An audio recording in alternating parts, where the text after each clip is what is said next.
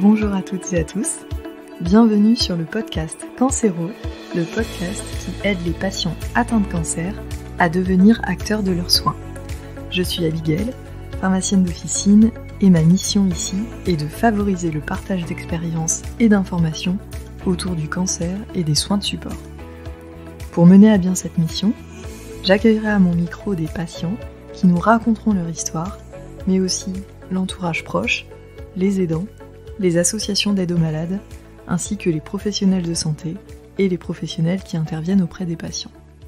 J'espère que ce contenu vous aidera, et surtout si c'est le cas, n'hésitez pas à le partager auprès de patients de votre entourage. Je vous souhaite une très belle écoute. Bonjour Sandrine. Bonjour Abigail. Je suis ravie de t'accueillir sur le podcast Cancéro. Merci beaucoup pour ton temps et d'avoir accepté mon interview. Je suis sûre que ça va aider beaucoup de patientes et de patients que tu puisses témoigner sur ton parcours de soins, sur ta maladie. Avant qu'on débute, est-ce que tu veux bien te présenter, s'il te plaît ? Oui, bien sûr. Donc, moi, je suis Sandrine, j'ai 43 ans, je suis mariée et je suis maman de 2 grands-enfants. Mon aîné qui a 20 ans et mon deuxième qui a 17 ans. Je travaille dans une assurance en tant que chargée d'expertise et d'assistance. Très bien. Et est-ce que tu veux bien nous raconter ton parcours de soins ? Donc l'annonce de ton cancer du sein, comment ça s'est passé pour toi ? Quelles étaient les grandes étapes ? Oui, bien sûr. Donc tout a débuté en début d'année dernière. Je sentais que quelque chose n'allait pas, mais je ne savais pas quoi. Jusqu'au jour où, à l'autopalpation, j'ai découvert une grosseur. C'était début février, je m'en souviens parce que ça a été un tsunami en fait pour moi. J'ai tout de suite pris rendez-vous avec mon médecin qui m'a bien entendu programmé une mammo-échographie en urgence. Ensuite, la mammo et l'échographie ont révélé ce que je pensais, ont révélé. On ne m'a bien entendu pas dit de quoi il s'agissait, on m'a juste dit qu'il y avait une zone dense et qu'il fallait faire une biopsie. Et à partir de ce moment-là, en fait, quand on m'a dit ça, je me suis dit, j'ai un cancer, c'est sûr, c'est un cancer. Mon mari a été très présent pendant cette période où finalement c'est long avant qu'on puisse nous dire ce que l'on veut entendre pour pouvoir passer à l'action. Donc j'ai eu une biopsie une semaine après la mammo. Je suis tombée sur un médecin radiologue vraiment super qui... je sais en fait ce que j'ai. Bien entendu, il ne pouvait pas, lui, me dire ce qu'il en était, mais il m'a dit, vous n'allez pas avoir une année... vous allez avoir une année enquiquinante. Ce sont ces mots en fait. Et là, je me suis dit, bon, on y va, je crois que c'est vraiment ça. Mon médecin, entre-temps, m'a rappelé pour me dire que les résultats de la mammo-écho, quoi qu'il arrivait, il fallait prendre rendez-vous avec un chirurgien pour enlever ce nodule.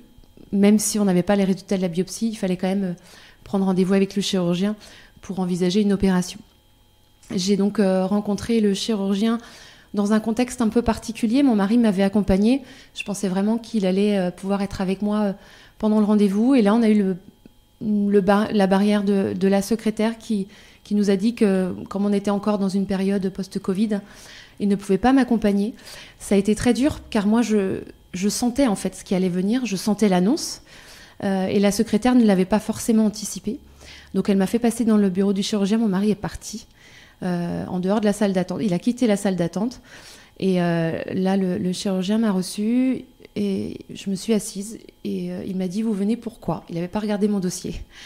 Et là, je lui ai dit, je viens parce que je pense que vous allez m'annoncer que j'ai un cancer.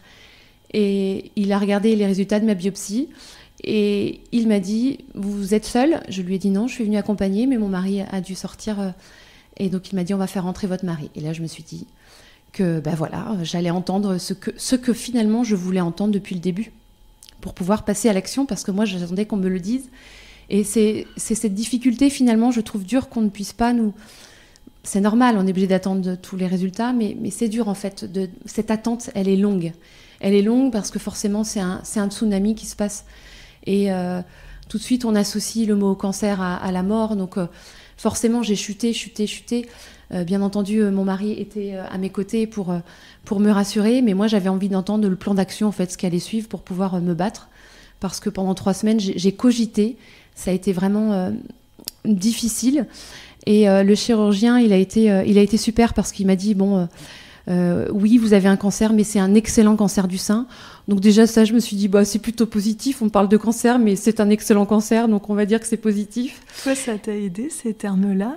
Parce qu'il y a des patients, quand on leur dit ça, c'est difficile à entendre parce qu'un excellent cancer, il n'y a pas d'excellent cancer. En fait, ça m'a aidé parce que pour moi, j'étais en phase terminale. Je me suis fait tellement de films que, en fait, moi, j'y allais pour me dire je voulais entendre à quel stade j'en étais. Mais sauf que quand on nous annonce un cancer, on ne parle pas de stade. Enfin, tout ça, je l'ai appris au fur et à mesure des consultations. Et en fait, quand il m'a dit que c'était un excellent cancer, je me suis dit, il y a quand même du positif dans cette annonce. Et en fait, c'est un cancer hormonodépendant. Oui, parce qu'en fait, tu t'étais tellement imaginé le pire. C'est ça, vraiment. Que du coup, ça a été presque une bonne nouvelle. Oui, comme finalement, même si on m'annonçait ce cancer, c'était presque... d'entendre dire le chirurgien ces mots-là, ça m'a presque rassurée. Ensuite, il m'a fait part du protocole qui allait suivre, le parcours de soins, ce à quoi je devais m'attendre. Et par rapport à ce que avait révélé la biopsie, il m'a annoncé en fait que j'allais devoir passer bien sûr des scanners, une scintigraphie osseuse, que j'allais passer par la chirurgie bien entendu, puis ensuite la radiothérapie. Et là, deuxième chose positive, j'ai pas entendu le mot chimiothérapie. Et je me suis dit... voilà, encore une chose. En fait, toutes ces petites choses-là, je les ai analysées pendant l'entretien et ça m'a permis finalement de tout de suite m'accrocher à quelque chose pour pouvoir remonter la pente. Parce que je suis vraiment tombée au plus bas avant cette annonce, en fait. Je me suis imaginé plein de choses. Je suis allée voir sur Internet. Ouais, c'est ce que j'allais te demander. Voilà. Parce que pour t'imaginer le pire, tu avais dû faire des recherches sur Internet. C'est ça. Et j'ai tout de suite associé mes symptômes à mes lectures et voilà, tout ce qu'il ne faut pas faire, en fait. Donc, mais en même temps, c'est tellement humain de faire ça. Rester sans savoir, c'est tellement difficile. On est curieux, finalement. On recherche des réponses. C'est ça, en fait. Des réponses qu'on nous attendons pendant cette période d'examen. Bien sûr. Donc, beaucoup de stress, du stress à chaque examen aussi. Lorsque j'ai passé le scanner, lorsque j'ai passé la scintigraphie osseuse au centre nucléaire de l'hôpital. C'est des moments qui sont parce qu'on se dit, on nous a découvert quelque chose, peut-être il y a autre chose. Donc, beaucoup de stress. Donc, j'ai eu ma première intervention chirurgicale. Alors, je dis première parce que j'ai subi 2 interventions chirurgicales. J'ai eu une zonectomie, en fait, début mars. Et donc, tout s'est bien passé. Ça s'est déroulé en ambulatoire.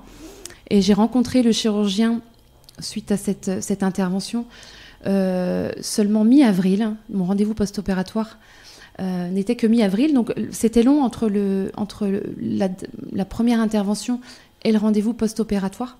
Le temps était long. Après, j'étais opérée. Je savais que j'allais passer à l'étape suivante qui était la radiothérapie. Du moins, je m'étais préparée à cela. Le chirurgien m'a annoncé une mauvaise nouvelle. Il m'a donc dit que lors de l'analyse de ce qui avait été enlevé à la première intervention, ce n'était pas une tumeur qui avait été décelée, mais 3. Donc, il a fallu reprogrammer une intervention chirurgicale. Et là, ça a été dur pour moi moralement, parce que je voulais finalement aller à l'étape suivante. Et moi, j'avais pas prévu ça, en fait. J'avais pas prévu de me faire opérer une deuxième fois. Donc, forcément, je suis repassée. J'ai été réopérée le 15 avril d'une zonectomie à nouveau, en croisant les doigts pour qu'il ne retrouve rien et qu'on puisse attaquer la suite du programme, on va dire. Donc, il s'en est suivi une semaine après cette deuxième intervention. Le chirurgien m'a tout de suite contactée. Le temps d'une semaine, c'était plutôt sympa pour moi pour pouvoir gérer mon stress. Il m'avait dit, je vous appellerai, on n'attendra pas si longtemps par rapport à la première intervention, on va demander les résultats en urgence.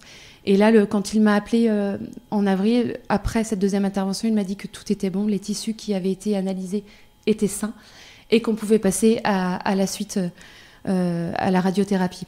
Donc il a fallu attendre il y a eu une phase de cicatrisation, bien sûr. En fait, il m'a proposé la zonectomie ou la mastectomie parce que c'était la deuxième intervention et il n'était pas sûr que sur la deuxième zonectomie, on n'allait pas aller sur une troisième chirurgie. C'est pour ça que j'ai eu le choix entre la mastectomie ou la zonectomie.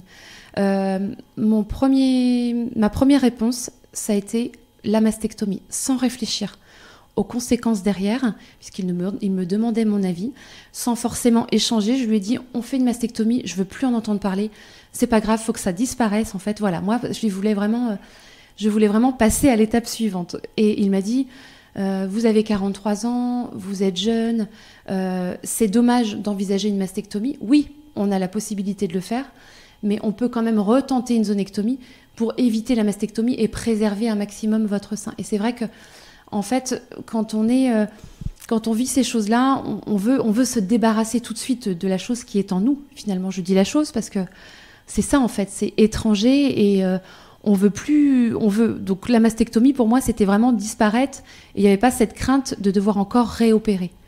Et après, quand il m'a expliqué les choses, il m'a dit ça vaut le coup, faut vraiment. Et je me suis vraiment remise à ce qu'il me disait, je lui ai fait confiance. Et aujourd'hui, je le remercie parce que c'est vrai que, enfin voilà, je n'avais pas pensé aux conséquences. La mastectomie, c'est beaucoup plus lourd qu'une zonectomie.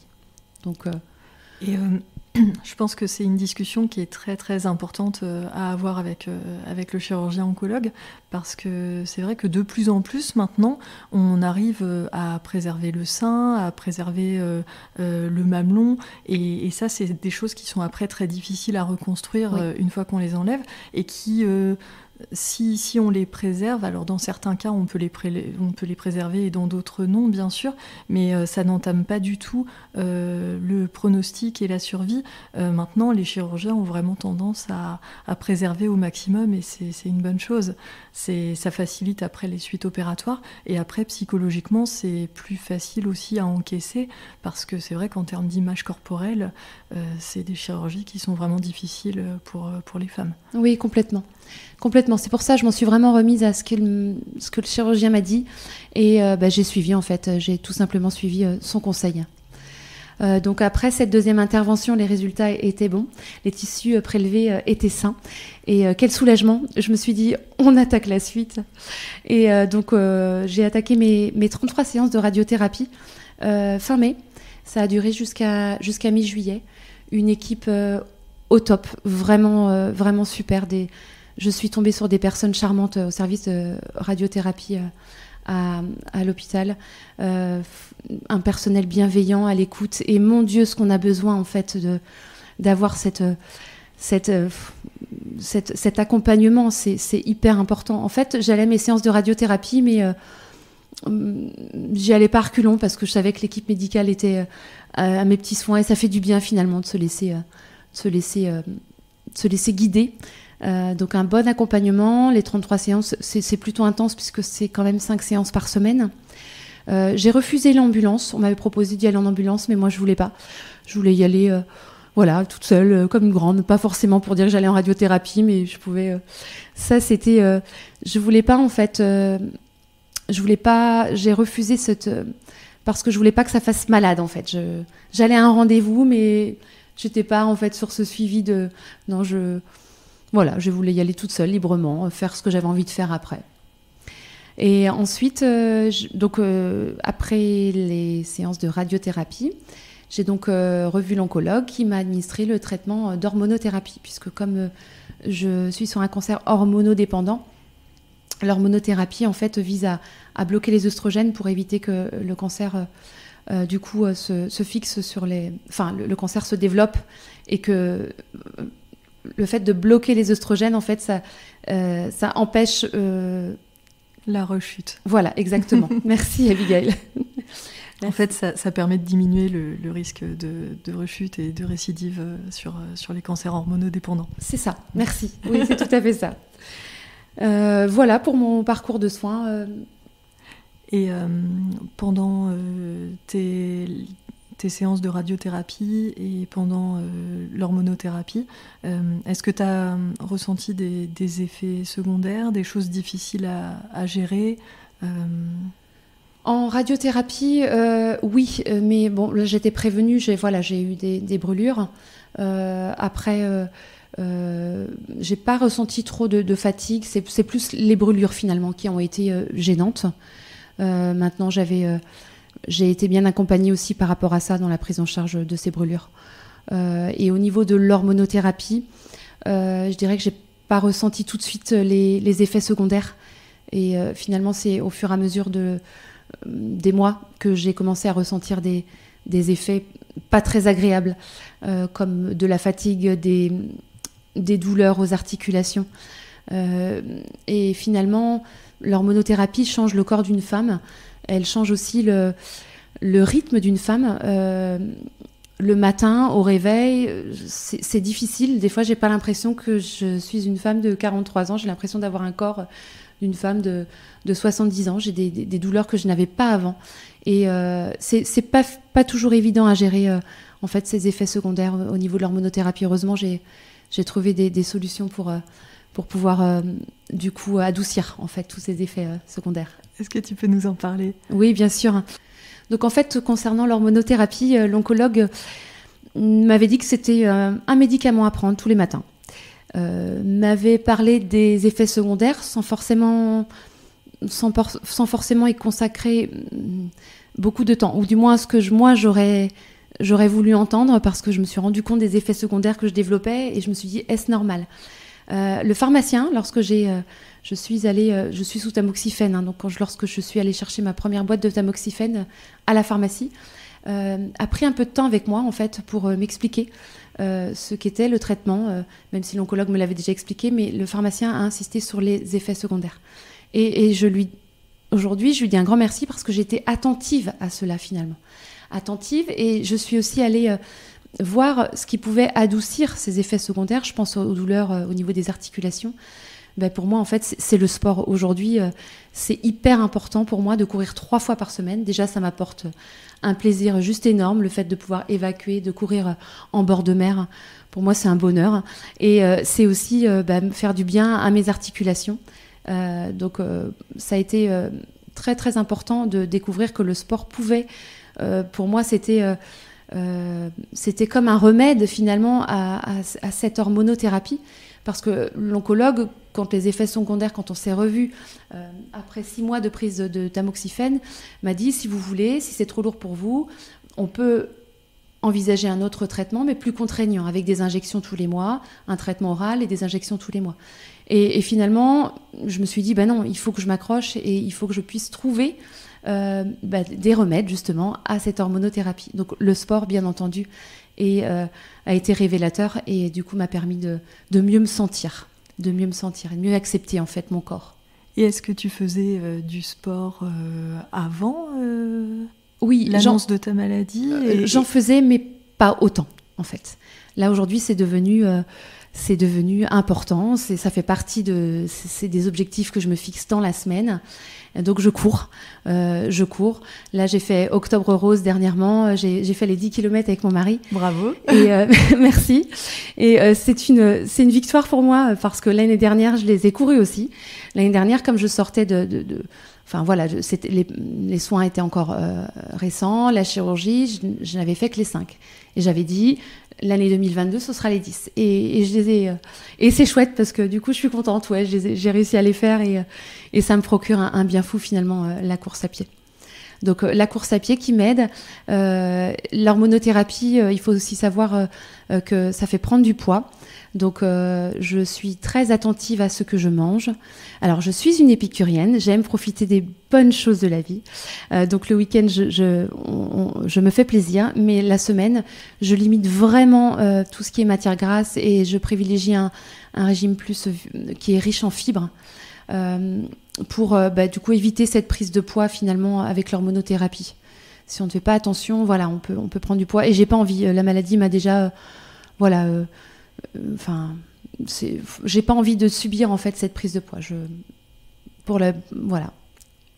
Mais c'est hyper intéressant ce que tu nous partages. Et j'aimerais insister sur le bénéfice de l'activité physique.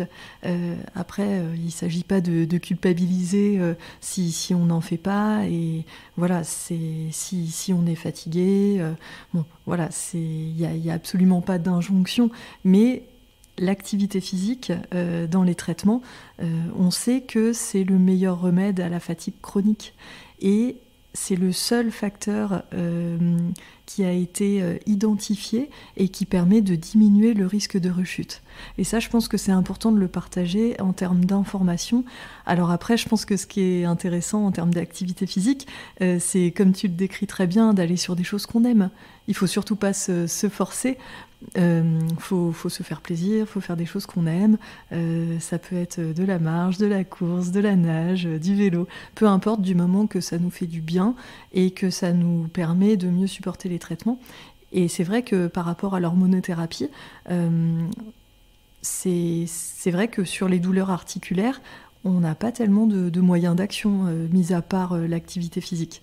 Donc voilà, tout ça, je voulais le repréciser parce que je trouve que c'est hyper important d'en parler aux patients et aux patientes qui sont en traitement. Et voilà, de ne surtout pas hésiter à pousser les portes des associations sportives et puis de faire des activités qui nous font du bien, tout simplement. Oui, complètement. Et puis, je rebondis sur l'hormonothérapie, la fatigue aussi, qui est bien présente quand on est sous traitement d'hormonothérapie.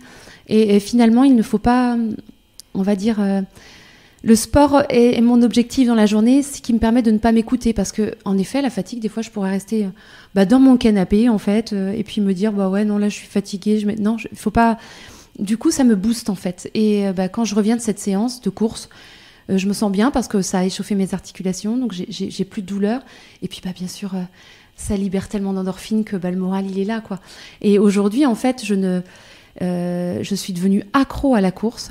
Récemment, j'ai chuté et je suis très malheureuse actuellement parce que j'ai fait une chute pendant mon footing et j'ai eu quelques lésions musculaires et une côte fissurée, fêlée.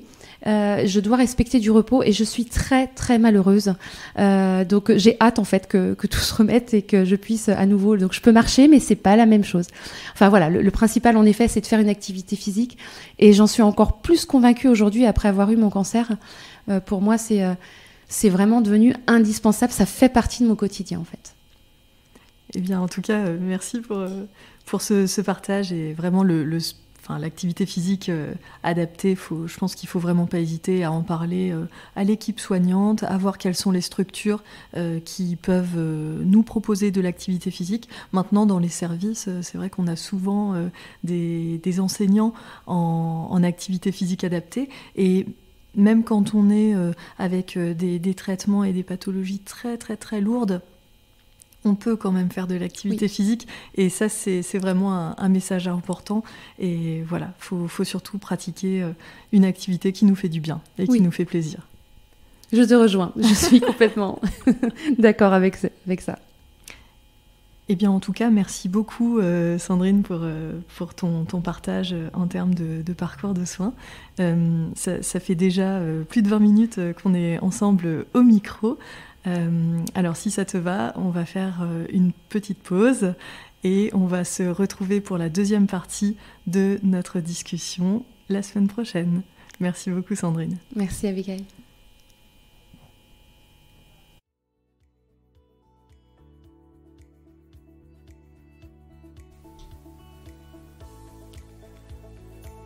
Merci d'avoir écouté ce nouvel épisode de Cancéro. Si le contenu vous a plu, n'hésitez surtout pas à le partager auprès de patients de votre entourage qui pourraient en avoir besoin. Vous pouvez aussi mettre 5 étoiles sur Apple Podcasts ainsi qu'un commentaire. Ça permet de rendre le podcast Cancéro plus visible et d'aider un maximum de patients. Si vous souhaitez me contacter pour me faire des retours sur les thèmes que vous aimeriez que j'aborde, me faire part de vos problématiques ou peut-être même me raconter votre histoire, c'est sur la page Instagram du podcast que ça se passe.